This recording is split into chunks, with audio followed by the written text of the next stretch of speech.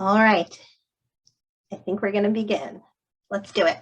Hello, everybody. Welcome to the webinar today, How to Win the Recruitment and Retention Battle for Medical Assistants.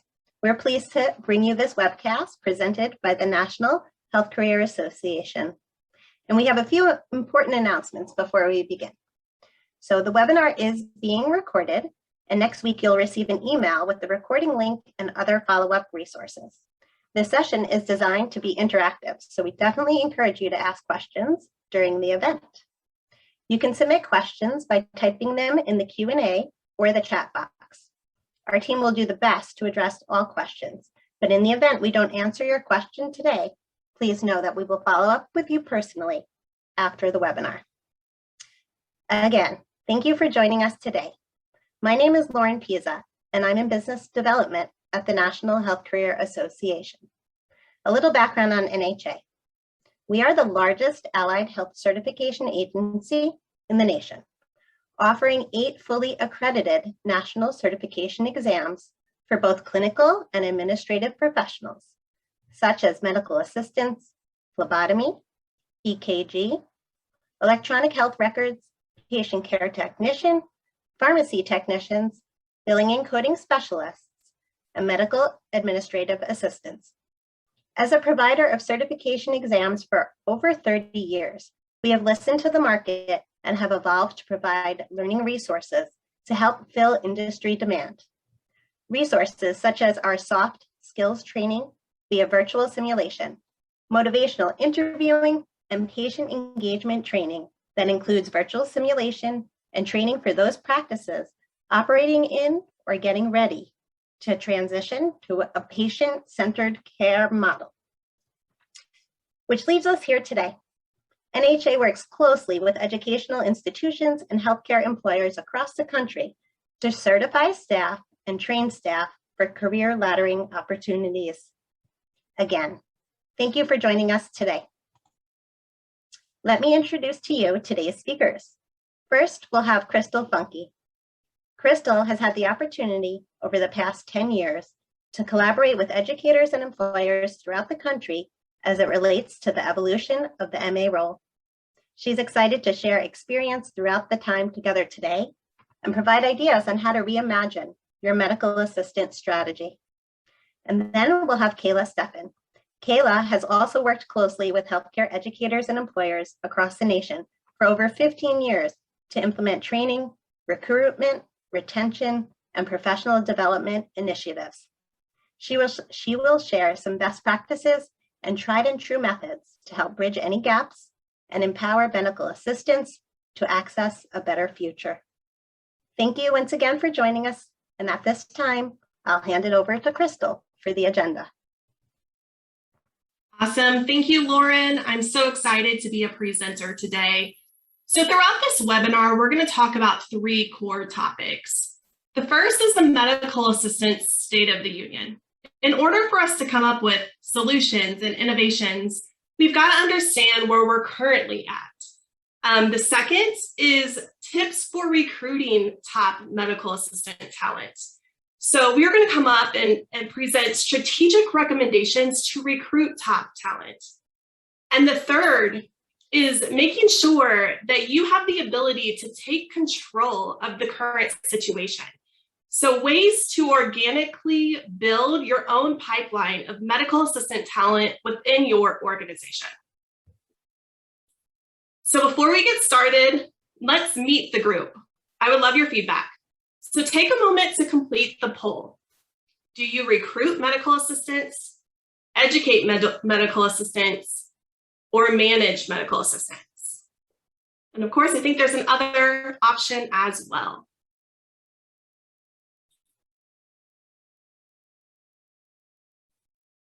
All right, looks like the answers are coming in. Very good. Couple more seconds. All right. Awesome. We'll close the poll. So no matter how you answered that question, there's going to be content for you within this webinar. So stay tuned. There's something that you can take away. I always encourage when you listen to these types of webinars and you attend these types of events, think about the one thing that you can take away and apply in your everyday. So that's my goal for you today.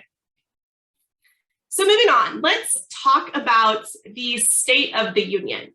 In order for us to innovate, we've got to talk about where we are with medical assistants. So over the past 10 years, I've had the opportunity of working with physicians about medical assistants on their care teams. And they all say the exact same thing. They cannot do their jobs well without highly qualified medical assistants. And so the general consensus is that medical assistants are vital assets to clinical outcomes, efficiency, and even bringing the joy back into practice for physicians. Medical assistants are vital care team members. But despite the fact that they're vital team care members, there is a shortage of medical assistants in the United States. I'm probably telling you something you don't already know, but here's why. So the first reason is there has been a change in staffing models. So traditional staffing models used to have a 1-to-1 ratio, one physician to one medical assistant. And as we move to this team-based care, patient-centered model of care in the United States, that actually requires a 2-to-1 or a 2.5-to-1. So 2 medical assistants per physician or 2.5 medical assistants per physician. That almost doubles the need for medical assistants in the United States alone. The second reason is over the past 6 or 7 years, we've seen a significant decline of medical assistant graduates in the United States. And this is due to school closures, even program closures, and all of this despite the fact that the Bureau of Labor Statistics is citing a 23% job growth in the medical assistant profession. So economically speaking, there is not enough medical assistant graduates in the United States to fulfill the open job roles that exist. And then the third reason, and this is probably no surprise to any of you, is that medical assistants are citing higher than normal turnover rates, especially since COVID. So this is leading to critical staff shortages. Again, the 3 reasons: a change in staffing models, there's more medical assistants needed per position, there's a decrease of graduates of medical assistants throughout the United States, and high turnover. So this is a perfect storm. As we talk about turnover, the one thing I do want to note is the expense. So based off of our data and analysis, a cost of turnover for a medical assistant is about $14,000. That is 40% of the medical assistant annual salary. And it doesn't have to be this way. And so we'll talk about some ways to make sure turnover minimizes within your organization. What are those things that you can do? So bottom line, I say all of this to lean into the theory that the first step in generating change is just to be educated and aware. This is where we're at with medical assistants.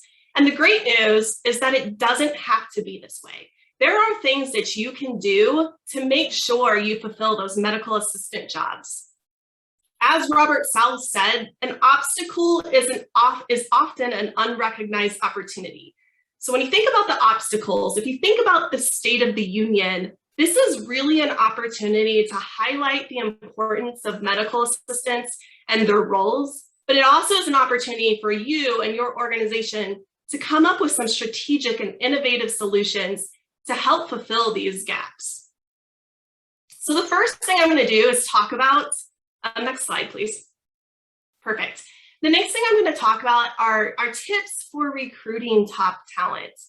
So the initial recommendation is all around the recruitment of top medical assistant talent. So the first step in recruiting top talent is to seize that opportunity to work closely with local educators. So if you're an employer, have good educator partnerships. If you're an educator, make it your goal to have strong employer relationships. When I am in the field talking to both organizations, it's often cited that those relationships are not as strong as they could or should be. So I encourage all of you guys to make this your goal, whether that be a SMART goal or just internal personal goal that you have. Make a strong concerted effort to build a relationship between the two entities. And then, of course, this helps ensure that, if you're an employer and you're working with an educator, that those candidates and learners, upon completing the program, are a pipeline to you within your organization. And I encourage you to work with some of the largest medical assistants in the United States or in your metro area, because those are the ones who are going to fill your gaps the fastest. If you don't know where to start, career placement directors are a great place to start. If you call a school, just ask for the career placement director, explain who you are, what you're trying to achieve. And certainly, that is their goal as well. They want their students and learners who are going to school to ultimately better their lives and get a good job. And that is what they're trying to achieve. So you guys are both working in paths trying to achieve the same thing. The other thing to note is when you do get on a call with a career placement director, ensure you discuss as an employer the importance of certification within the program. So as we all know, certification helps medical assistants work at the top of their skill set, and it also helps them work within their credentials as well. So employers are either requiring certification upon hire or within 60 to 90 days of hire. And this is backed by a recent statistic that 88% of employers either require medical assistants to be certified upon hire or shortly after. So again, encourage the schools that you are working with to promote national credentials prior to graduation. Many don't know how important this is, and I'm going to share a story as to why. So this is Jennifer. She is a single mom. She completed a program. She got her first job as a medical assistant, but she unfortunately did not earn a certification prior to employment. So she has been instructed by her employer that she will have to earn her medical assistant certification within 90 days of hire.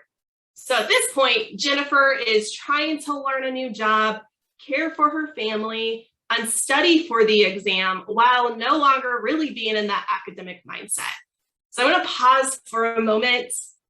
What words come to mind when you think about Jennifer and the situation she's in? If I put myself in her shoes, I'm scared, I'm stressed, I'm overwhelmed. She has a lot riding on the fact that she has to get this certification to remain employed. And this could also lead to thoughts of giving up or not even continuing down this path. And so how do you as an employer, ensure that this does not happen? So the good news is the scenario does not have to be the norm. Ensuring your schools that you work with are fully understanding the importance of certification at the point of graduation, that is going to be the key to set these medical assistants up for long-term success. Next slide, please. Very good. And the second tip on recruiting top talent is to ensure you are not unintentionally causing qualified medical assistants to not even attempt to apply for a job within your organization. But before I get to that, we're going to take another poll. Next slide, please. How often does your organization review job descriptions to ensure the largest accredited certification providers are listed? We'll give you a couple seconds. Okay. All right. Looks like about every 12 months or so. Very good. Okay, so with that being said, next slide, please. Going back to the comment I made about the thought of unintentionally causing qualified medical assistants to not even attempt to apply for a job within your organization, this is a list of the accredited MA certification providers in the United States. So as you can see, if you're not including all of these medical assistant certifications within your job descriptions, you may be significantly limiting the amount of people applying for the open job roles within your organization. So if they are not all listed, including NHA's CCMA, because it is one of the largest, you should make updates as soon as possible. So for reference, this is an example of all the NCCA accredited medical assistant credentials that should be listed within your job descriptions. And most employers do place this under the requirements section of the job posting. So having this all-inclusive list is really your opportunity as an employer to eliminate any confusion of applicants. They shouldn't have to question whether or not they should apply for a job within your organization. So make sure your job descriptions are clear. At this time, I'm going to hand it over to Kayla, and she is going to discuss ways to organically create your medical assistant talent. Very good. Thank you so much, Crystal. Crystal did a fantastic job of outlining some excellent ways to recruit much needed talent. And now I'm going to expand on that just a little bit deeper. And so if we can go to the next slide, we'll first talk about bridge programs. And I'll start by breaking down the different pathways that bridge programs can take. So the first pathway is really through traditional education programs, either at a community college, a career college, or a trade school. These typically range anywhere from around 9 to 18 months and includes some form of clinical externship or capstone course, and will result in the learner's ability to sit for a national certification exam that Crystal mentioned is so incredibly important. The second pathway is through workforce programs. Workforce programs are occupational training opportunities sponsored or maybe funded through the Department of Labor at state and national levels. They're typically shorter programs, but are fully integrated in the workforce, meaning that a student can take the didactic portion of the program and get the on-the-job experience at the same time, which is incredibly valuable. The final option, and this is one where we'll spend the bulk of our remaining time, is an employer-based program. This can happen in one of two ways. So one way is the employer can develop their own training program that includes didactic content to teach medical assistants the necessary material. They provide direct hands-on experience in the healthcare system. And this is typically funded through internal investment, maybe some grant money. The other way that employers can develop their own training programs is to develop a direct or exclusive partnership with a school. So this looks similar to a workforce or an apprenticeship model, but it's usually privately funded and managed internally. And let's actually zoom in a little bit more to these two employer-based options. So the first really aligns with many of the scenarios that we've already mentioned, in which you partner with an existing educational institution. Those schools and those programs, they hire the instructors, they provide the classroom training and content, and then your organization would provide the hands-on externship portion of the program. This provides a really nice, great bridge from school to an employment, and it also allows employers to essentially have the opportunity to evaluate a potential employee on the job. We recommend partnering with educators to offer these exclusive or customized training pipelines when maybe you don't have the internal staff or the bandwidth to conduct or create your own internal training program.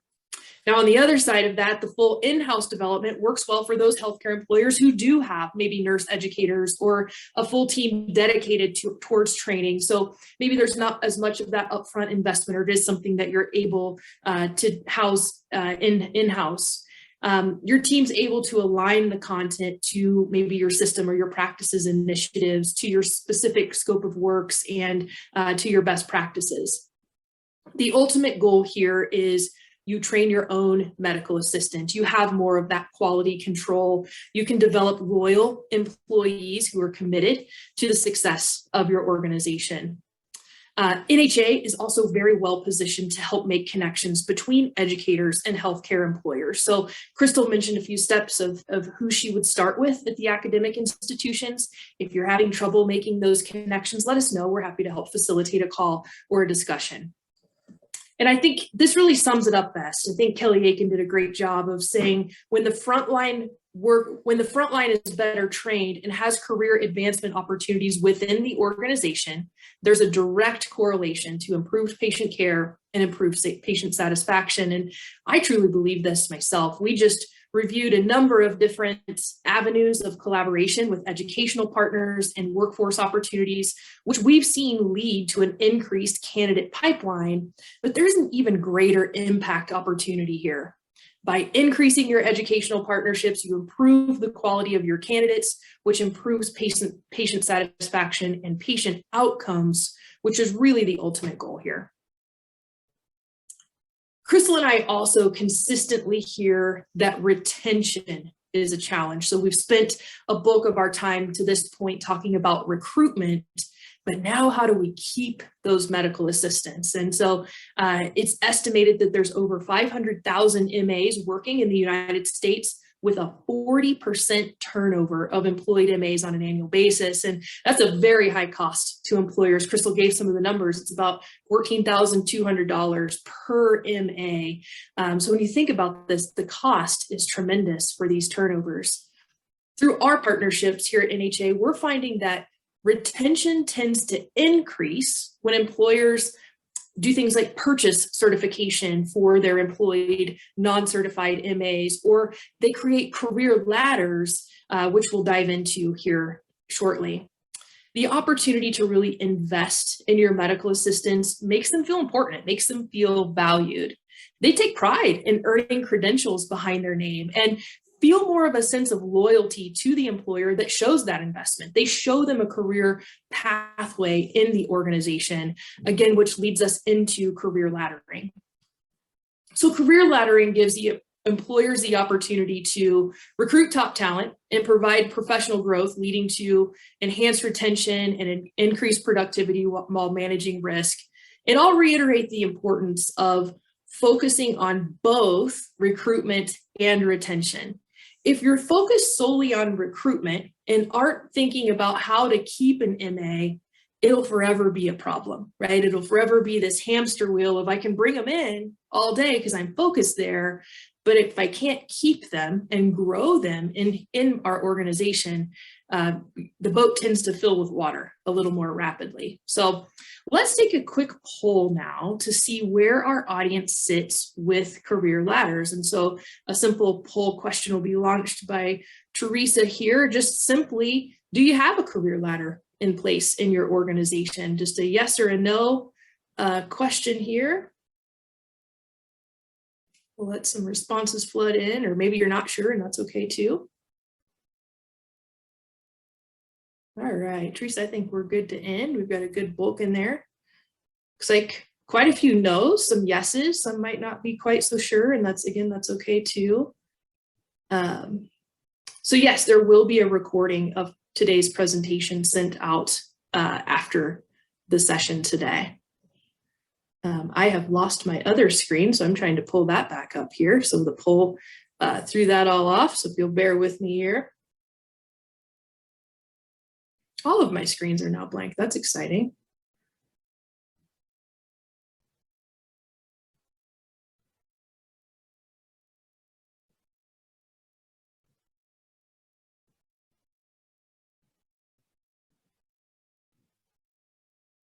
Crystal, I might need you to take over for a moment. I have just lost all sight of the Zoom and my screen, if you don't mind, and then I can jump back in. Hey, we gotta love technology, huh? It's always an adventure with technology. No problem. All right, so Kayla was talking about career ladders and giving them an opportunity to be successful and advance their career. So before you think about training options, you know, another means to solving for some of the medical assistant shortages in the United States is retaining your medical assistants. So this is what a career pathway or a career ladder could look like in your organization. And this is something that you can apply for those medical assistants that are currently employed, but also a great recruiting tool whenever a medical assistant is interviewing for a job. You have the opportunity to show them that, hey, if you come to our organization, you're not, our goal isn't for you to be a medical assistant. forever, right? Our goal is to move you up in that laddering process and invest in you as an employee here at this organization that we value. I'm back, Crystal. Can everybody hear me and see me okay? We gotcha. Yes. All right. Hey, thanks for that little tag. And we just wanted to switch it up. You might have been sick of my voice already, so did a little sneak attack there. Thanks for bearing with me. Gotta love technology. Thanks for that, Crystal. So once we have the staff in place and we think about how can we retain them, again, a career ladder is a great opportunity to do that. Here's an example now on your screen of a career advancement opportunity. And it's recommended, as you probably know, that as a medical assistant progresses through each step, that maybe they experience an increase in pay as they take each step in these rungs of ladder on the rungs on the ladder. So step number one can be obtaining that MA certification from an accredited certification agency. This really allows the employer the added benefit of ensuring quality and safety in the clinics. And we've actually found that physician confidence in the medical assistants that have certification also increases for those that are certified. Step two, an example can be expanding the MA's scope of work. So allowing that MA to take on additional tasks. Maybe it's scribing or health coaching or being some type of a patient navigator, really just adding and expanding on their duties, allowing them to work at the top of their skill set or at the top of their license. Step number three can be promoting that MA maybe to a team lead or a supervisor role. In this role, if you'll go back, there you go, Megan. In this role, the MA can maybe lead team huddles as well as train MAs. This also allows the MA to help ensure that the physician is in flow and on time. We've learned as well from our employer partners that not only does retention tend to increase with a standardized career ladder in place, but patient satisfaction scores also tend to increase, while the burden of work for physicians decreases with the adoption of MA team leads, and again, everyone working at the top of their skill set. Now, if we'll go to the next slide here, we'll see NHA works alongside Wanted Analytics, sometimes known as Talent Neuron, and they've published this information regarding medical assistant salaries based on years of experience. So as you can see across the country, organizations are developing pay scales based on experience.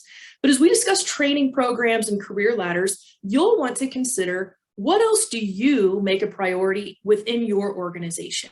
It's pay is, of course, kind of usually the number one thing on the list, but are there other things for your organization that might make sense? How can you incentivize your staff to advance in their roles? And how do you develop them into high-performing, contributing members in your organization? So pay scale is important. Maybe it's offering them support or study time. So there's a lot of different things. I would say that one of the biggest underlying components is clear and early communication to your MA staff about the process. Understanding the why behind this career ladder, clearly communicating the benefits to your staff, clearly communicating the process of how do I even progress through. So sometimes it's maybe that your MA staff doesn't even know that you have a career ladder. Sometimes it's maybe there's nothing wrong with it, what you already have. It's just that people don't even know that it exists, or it's difficult to even navigate the process. So again, I think this is important from early in the recruitment process and then throughout the MA's employment to just communicate clearly about the why. And I think the next story might help shine a light on the importance of this early and clear communication process. So I'll tell a story now about an employer that created a career ladder to provide advancement for medical assistant team members if they were to become certified. So they started out as an MA1. Upon certification, they could grow as an MA2, very similar to the ladder that we just presented. And there were some other benchmarks along the way for climbing up the ladder. And after years of having this in place, the organization realized that they had only 16 team members in that time. And this is a very large organization that actually took advantage of the opportunity. So the employer reached out to their staff and they said, hey, what barriers are you experiencing? Why are you not taking advantage of this great opportunity that we have for you? Why are you not doing this? And so the staff came back and they said, one, we don't have the ability to pay upfront for the certification, even if we're being reimbursed. That's a lot to ask for us right now. And so it's just tough for us to do that. Two, we don't have the time to study and really have the structures in place that I need to be successful if this is something that I'm going to pursue. So that employer reached out to NHA, and together we partnered with that employer to create an embedded MA certification program. So the employer provided the upfront cost for their staff members to obtain their certification. They used NHA's outlines and our pacing guides and our communication templates to facilitate the process. They provided candidates with an in-house coach to support them through the study and preparation process. And they even gifted them with 3 hours of on-the-clock study time each week. So this employer actually, they told us, they said, oh, we're going to just see how this goes. You know, we've kind of been burnt before. We're not sure if this is a direction we want to go. So they started off with, let's just put this out here and we'll kind of cap it out at around 100 people. Within minutes of that registration time, they actually had more applicants than they had seats available. To this date, the organization has certified over 300 MAs across their organization. So with the proper supports in place, they have a 95% pass rate on the first attempt of NHA's CCMA exam. They provided the proper support and investment, and they provided clear communication, and that was key in really standing their medical assistants up for success. The story doesn't end there. So when you consider an investment like this, it's always important to make sure to have some data points in mind as you're thinking about that. So before their partnership with NHA, their MA turnover was in the 75th percentile. Within 1 year of starting this support structure, their MA turnover was in the 10th percentile. And this is practically unheard of to move in this rapid of a positive direction that quickly. But that's not all. So throughout, if we go to the next slide, Megan, throughout the duration of the partnership and the program, the turnover in the MA position has consistently remained. So it didn't ever drop off. It wasn't just a one-time thing. It's maintained between the 10th and the 12th percentile. So they saw a 43% decrease in MA position vacancies, which was huge. So again, this lower turnover rate indicated that not only are we hiring MAs, we're retaining them because we're giving them a reason to stay. So sometimes this can be, excuse me, again, a little overwhelming, maybe intimidating to think about developing a career ladder. We're here to help with that. I think about a little over 50% said that, no, we don't have a career ladder in place. The other 36, maybe you do. And again, maybe it's just a matter of communication. Maybe it's just a quick just reimagining of that or a little bit of tweak. But we wanted to provide just kind of a simplified outline of what steps to take into consideration. So the first thing is just identifying the motive. What are your goals organizationally? And hopefully we've provided some of that today, but really thinking along the lines of increasing retention and increasing the quality of your medical assistant support staff when they're in their training. Two is putting together your baseline competencies. So we showed the MA levels that were reported by Wanted Analytics based on years of experience. You saw some great recommendations that I just talked through with one employer partner that we've had. So determine, do those things align to your system or to your organization? Are there additional skills, or maybe there's micro credentials that you would want your steps to include? For example, NHA has soft skills training, and I think Lauren mentioned this earlier for healthcare professionals. We have things like motivational interviewing training to help better engage patients, and we have a learning resource that trains on a team-based care model. So just level setting your staff to help them understand team-based care and what it is and how to operate in that setting. Next is to outline the career ladder. The great news is if you haven't gotten started on your career ladder already, we will provide you with a sample outline that you can use and follow up to today's call. The design phase is really specific to your organization, but this is where you get the final buy-in from stakeholders and really kind of determine your ROI. You'll want to identify the team that will be part of the education and the implementation process. And this is actually a really exciting part. And going back to what Crystal talked about earlier, you likely already have job descriptions in place. But once the program has been formalized, you want to make sure that those job descriptions and opportunities reflect the appropriate language and that they're applicable to the roles that you've developed.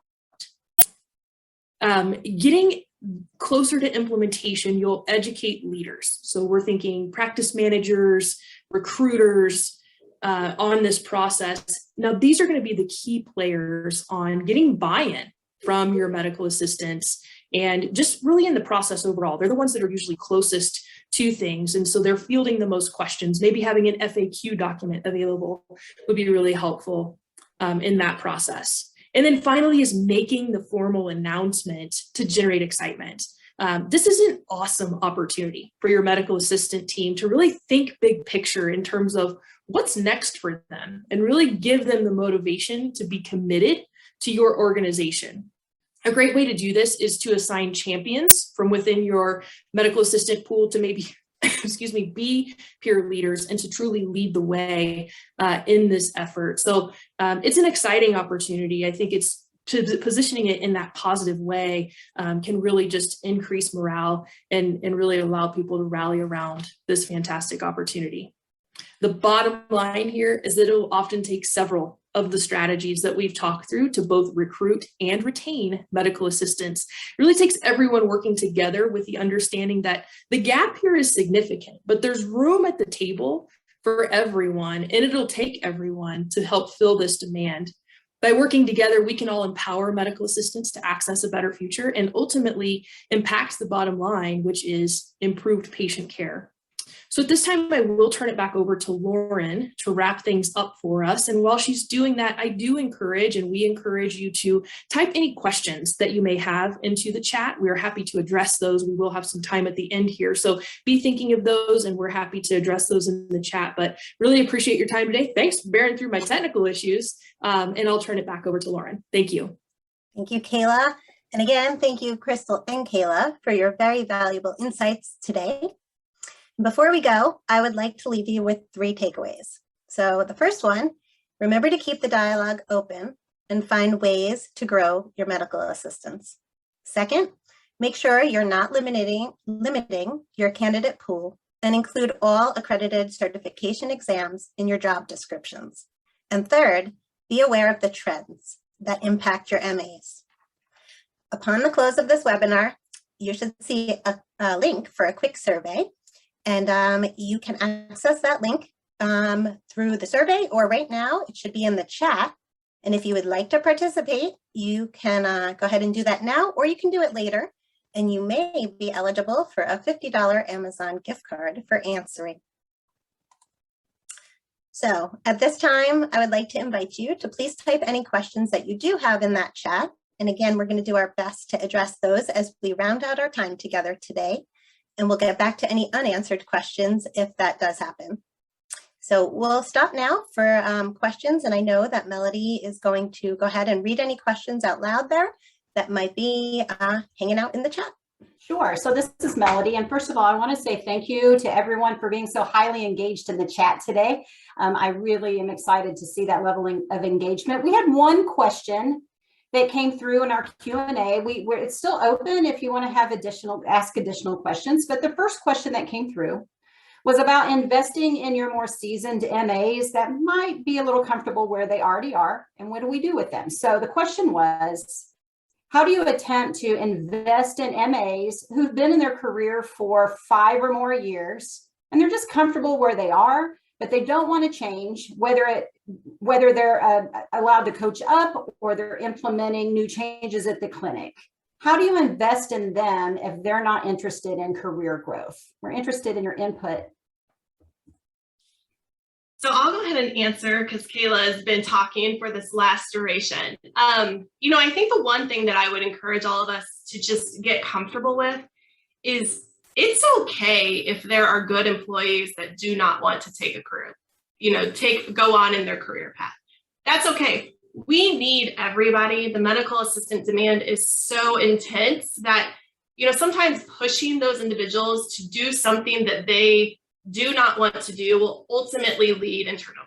So my advice is don't push them, but find ways to invest in them where they may want to be invested. So ask them, hey, you're great at what you do, but what are some things that you want to personally get better at as it relates to your profession. It doesn't mean you move up in a career ladder, but what that means is that you're investing in them to be a better version of themselves. So that's kind of my take on it, but I will allow Kayla to go ahead and answer if she has any other additions to my answer. Yep, I would completely agree, Crystal. I think it's not for everyone. Sometimes taking on a leadership role or a supervisory role, additional tasks and responsibilities, maybe that's not for everyone. And so I think that's where communication becomes really important, because it is important to keep MAs, especially if they're good MAs. And so what is it that's important to you? What is valuable to you? And opening that dialogue with that individual or those individuals, I think, is really key. And I think from there, you can just grow or determine what's the best either pathway or professional development program for them. Excellent. So the questions are really flying in right now. So my apologies if I accidentally overlook anyone. So again, thank you for your engagement. But Cheryl asked a really great question. She asked, the chat's moving, so let me find her again. She's asked, we have so many strong MAs in our organization, but for some reason, our leadership team is reluctant to move forward with this. How do we motivate leadership to create MA peers and trainers? Because we know that they're the most qualified and can move MAs forward. Yeah, so, I think I've had the great opportunity of working with many leaders in different health systems. And I think the point in which Kayla and I entered some of these statistics, hardcore numbers, right? The cost of turnover for medical assistants, the decrease in turnover when somebody did implement this, and the ultimate cost savings is because when you do talk to a leadership group, you've got to tie it back to the ROI, right? You got to tie it back to the numbers. So this is going to be recorded for you. You will get this in follow-up, but I highly encourage you to build a strategic proposal around the numbers and really allowing the leadership team to see the benefits of going down something similar, whether that be training or career path or whatever it might be. Tie it back to the numbers is my advice. Ditto. Yeah, it's all about data, right? What's the ROI? What's in it for us? And I think when some of those stats that we presented today are incredibly relevant, if not growing, from when we initially put these together. And so, yeah, you're welcome to send this recording. We're happy to share some of the data that we've seen, for sure. Another question that came in is regarding pay scales for MAs. And Wendy asked, do you have any suggestions for encouraging employers to improve the pay scale for MAs? We have trouble hiring or retaining MAs because they can be more financially stable in another job. I think there's a couple of things. So I think that's where the importance of the career ladder comes into play, right? So sometimes it's not about, well, you've been, and I think historically it was about, you've been here this many years, so you're going to grow in pay because of your longevity. Now it's, what else can you continue? How can we raise your skill set? So we can invest in for you, by the way, we'll invest for you in these micro-credentials or upskilling opportunities so that you're working at the absolute highest level of your skill set. And guess what? We'll also reimburse you for that. And so I think showing that investment in not just their, growing their pay, but really growing you to be the absolute most valuable medical assistant or even progressing you in your career. I think that's incredibly valuable. There's a lot of, again, loyalty that can come from that. So that would be my recommendation. Crystal, do you have anything else to add? Yeah, I would say also the other thing that I would do here is, I know that there's a lot of financial planning around just HR and recruiting costs. And I would advocate to, if it's your HR department or the appropriate leader, right? What is that? What is the math? So let's say I have 100 medical assistants. I turn over 40% on an annual basis. We know the cost of that's about $14,000, right? So, do some ROI research. If we could save $95,000 by doing $1,000 bonus or upping, pay hourly by $1 or $2, then I think that's also something to consider. But it all goes back to the math. It all goes back to the, the finances. And I certainly would create some sort of business plan and advocate for those medical assistants and see what pay changes you might be able to get for them. Excellent.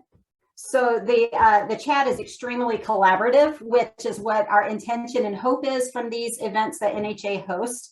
So in addition, there's been a lot that have offered some suggested answers to some of the questions just to help out their fellow employers. So, you know, if you're on, if you're participating right now, make sure you're digging through the chat as well, because there's lots of suggestions and recommendations from your colleagues from across the country as well. We have another one. Heidi asked, what trend have you seen for required certifications? There are 5 voluntary options. Do most employers desire a specific one, or is any one better than the other? I'm assuming she might be talking about certification agencies, Crystal. Yeah, so, you know, I'll go back to the comment I made around certification agencies. There is a shortage of medical assistants in the United States, period. All of those certification agencies are all accredited by the exact same organization. So you are doing yourself a disservice if you leave any of them out. The only way you're going to fill your job openings is if you include all of them, and maybe you'll fulfill your job openings. But even if you include all of them, my guess is there's still a shortage in your metro area. So I would say do not make your candidates confused on whether or not they should apply. Update your update your job descriptions, include all of the accredited job descriptions, certification agencies. And I think there was a request to send that in follow-up, so we'll make sure we do that, but include them all. That way you have as many qualified applicants applying for your open roles. Great. Heidi also asked, she's very, very participatory today, so thank you, Heidi. Heidi also asked if we've, you know, this is about community colleges and possibly our partnership with our community college partners across the country. She asked, have you experienced any pushback from community colleges to promote the CCMA exam? I would say not necessarily, no. You know, again, it's about making sure, as an academic institution, I think specifically a community college, but really academic institutions in general, it's about working towards the workforce needs of your region. And by offering a certification exam, it gives your candidates potentially the leg up in the job market. And so I think the value of certification is seen and known. It's sometimes a matter of just prioritizing that into the programs. And that's across the board. But for NHA specifically for the CCMA exam, again, a lot of it is dependent upon the recognition of the employers, which to that point, sometimes those community colleges, they also will get scared off by what that job description looks like. So just as you close the opportunity for candidates by not including all 5 accredited certification agencies, sometimes your local community college will see that as well. And they'll say, well, I should just offer this. I think it's about giving your candidates the best opportunity to come to the table with their best selves. And so certainly, I would offer the NHA is the largest CC or certification agency for medical assistants in the nation. But again, it's making sure that as an employer, you have that door open and list all 5 of those agencies. Crystal, anything else to add? No, thank you. Excellent. I see one more question here that's new. Everyone is just so supportive of each other on the chat, so thank you for that. But Isabel asks, do we know the top reason for high MA turnover? Is it pay rate? Is that the top reason based on MA surveys? What's the #1 reason for high MA turnover? Do we know? You know, I think that probably has changed since COVID, right? Like in the past 18 months, I would say in some instances, those medical assistants were laid off during COVID and never came back to return to the profession. In other instances, I would say pre-COVID is that just the feeling of being stuck. They almost feel like they don't have anywhere else to go. Like you're a medical assistant, you're a medical assistant for life. And I think for many people, that doesn't meet the needs of a human. They want to feel valued. They want to feel like there's more than just, the current role that you're in. So I would say maybe pre-COVID, that's probably more of the answer that I've heard than anything else. But, Kayla and I talk to different employers. So Kayla, I would welcome your feedback here too. Yeah, I think certainly it's definitely the things that Crystal mentioned. It's maybe I have to stay home because maybe my kids are at home when we didn't have schools open, things like that. I think it's also, just to keep expanding on the career ladder, or just conversations with your staff about what is the best opportunity to keep you here and to continue to grow you here. I think a lot of times those aren't happening, or again, just maybe we do have that career ladder, but has that been clearly communicated to your staff?